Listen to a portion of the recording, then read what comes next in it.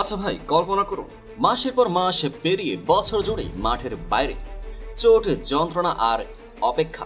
এরপর আপনি ফিরলেন লাখো সমর্থকের ভালোবাসা বুকে নিয়ে, কিন্তু ঠিক সেই ফেরার ম্যাচেই ঘটল অঘটন। হেরে ঘরের পথে হাঁটলেন। কেমন লাগবে বিষয়টা? কেমন অনুভূতি হওয়া উচিত আপনার? কমেন্টে অবশ্যই জানাবেন। আর মূলত আজকের এই ভিডিও এমন এক ব্যক্তিকে নিয়ে যার আসলে অনেক কিছুই পাওয়ার ছিল, কিন্তু বাস্তবতা বলছে অন্য কিছুই। আজকের গল্প নেইমারকে নিয়ে, একটা প্রত্যাবর্তন যেটা রূপকথা হওয়ার কথা ছিল কিন্তু হয়ে গেল এক বিশাল হতাশা। তাই শুরু থেকে শেষ পর্যন্ত দেখবেন, কারণ এখানে অনেক বিষয় আছে যা একজন নেইমার কিংবা ব্রাজিল ভক্ত হিসেবে নয়, ফুটবল ভালোবাসলে আপনাকে এসব বিষয় ভাবাবে যে আসলে হচ্ছে কি। সত্যি বলতে এই গল্পে এমন কিছু আছে যা আপনি আগে কখনোই শুনেননি বা মিস করতে চাইবেন না। নেইমার জুনিয়র নামটা শুনলে চোখের সামনে ভেসে ওঠে এক ঝলক চমক।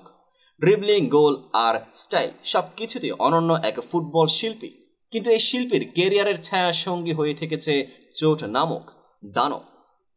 চোট যেন নেইমারের জীবনেরই এক অধ্যায় হয়ে গেছে। মাঝে মাঝে আলো ছড়িয়েছেন, কিন্তু আলোচনার কেন্দ্রে থেকেছেন ইনজুরি রিপোর্টেও। আর এবারও তার ব্যতিক্রম হলো না। গত 16 এপ্রিল অ্যাথলেটিকো মিনেরোর বিপক্ষে মাঠে নেমেছিলেন নেইমার।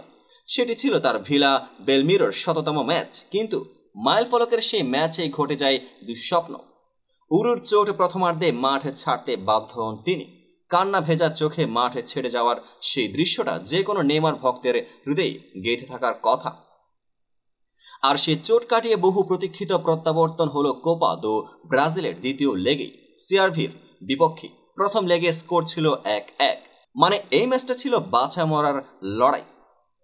নেইমারকে দেখা গেল দ্বিতীয়ার্ধে 20 মিনিট পর কোচ তাকে নামালেন। মাঠে নেমে সেই পুরনো নেইমারের ঝলক বানালেন দুইটা দুর্দান্ত সুযোগ। একটাতে গোল হতে পারত, কিন্তু ভাগ্য সহায় হলো না। ম্যাচের একেবারে শেষ দিকে নিজেই নিলেন এক দারুণ শট, গোলকিপারকে এক হাত দেখিয়ে মারলেন।